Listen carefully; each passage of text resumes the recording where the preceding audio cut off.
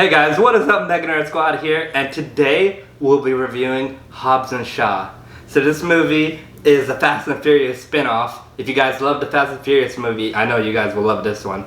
It brings all the action together, it brings Hobbs and Shaw together, Jason Statham and Dwayne Johnson. They're always going at it. They can't be together in one room for long, otherwise they'll just beat each other up. And this movie forces them together to save the world against Idris Elba, a superhero-like villain. Dwayne Johnson is your typical Hobbs from the Fast and Furious movies. If you loved him, you'll love him in this movie. He's the same exact character, brute, tough guy, and he has his daughters in the movie actually this time, so you get a little more backstory and a little more character development between him and Shaw as well. Because Shaw's sister is also in this movie and she plays a big role in it. There's a lot of action in this movie that they play really well with, and the action is just awesome. Fast and Furious does action really well, but I really liked where all the action scenes were set up. Yeah, the action scenes were set up well and they were cool, and like it just made more sense. It was like more realistic than a lot of action movies these days. Actually, there's one part where was kind of like out there, you know, with the chain.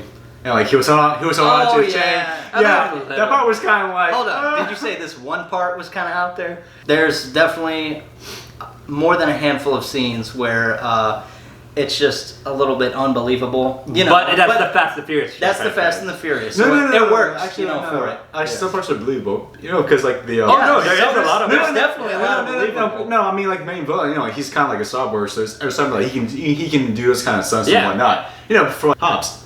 Yeah.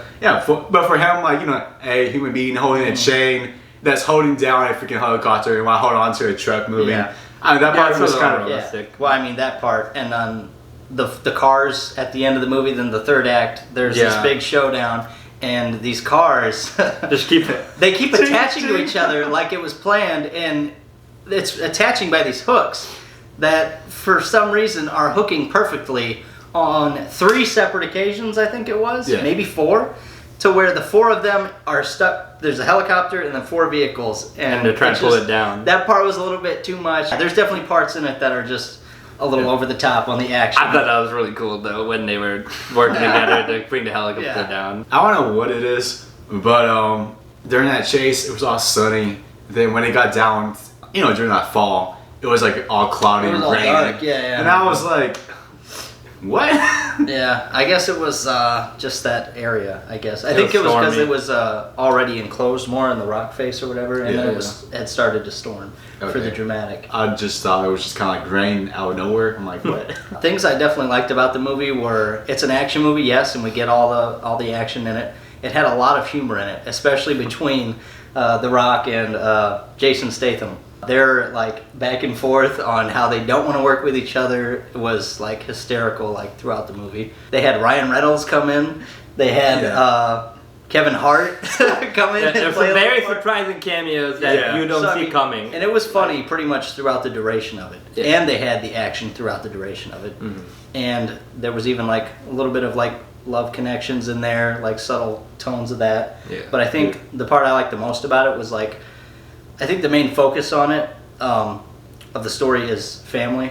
Yeah, you know, that's what Fast and Furious is all about, family. Yeah, and so they did a really good job keeping that in mind and focusing on Jason Statham, his family, his connections, his sister, his mom, and then The Rock, his daughter, and then his family that he hasn't seen for years and years. Yeah, like 20 plus years.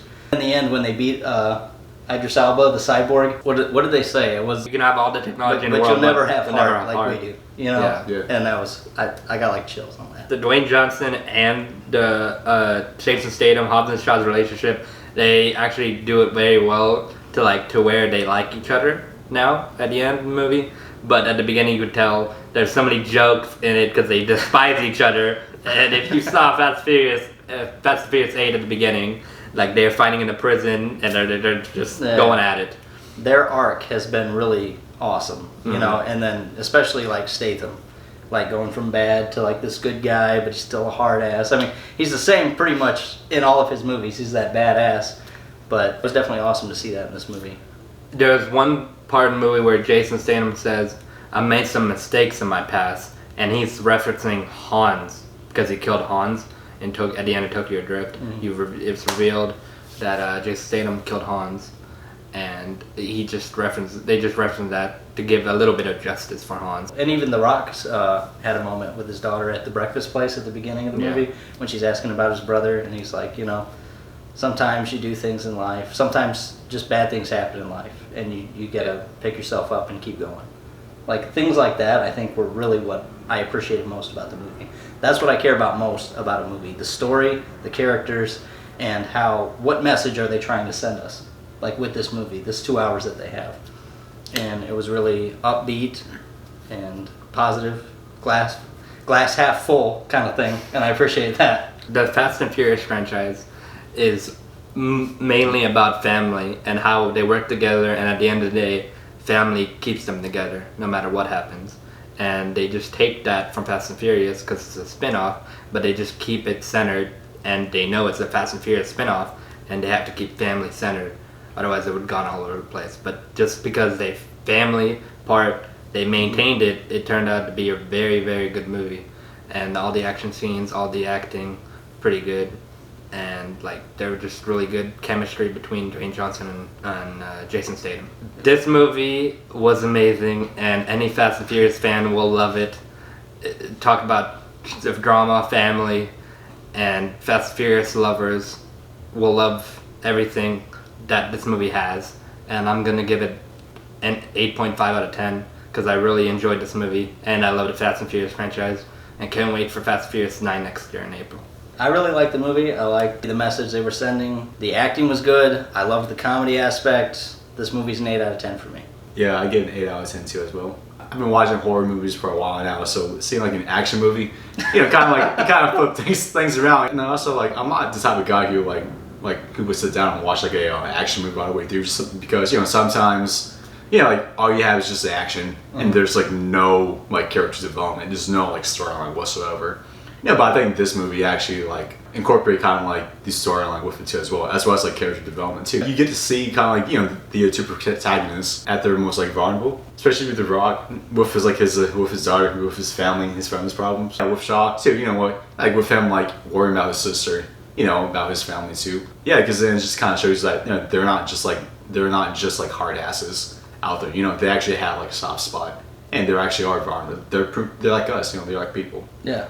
So that's one that made me like this movie even more. So yeah, I would give it an 8 out of 10. And plus, I also like the opening scene up to like the heist, and also with like the team coming in to secure the virus. There's a lot of scenes in the movie. They move around everywhere, and it works for the action consequence, and their storyline just flows because they tell you where they're going and keeps it together, and it's not all jangled up. Yeah. And this Elder's Elbow, yes, he was the main villain, but he was being controlled basically by someone else who hasn't been revealed yet.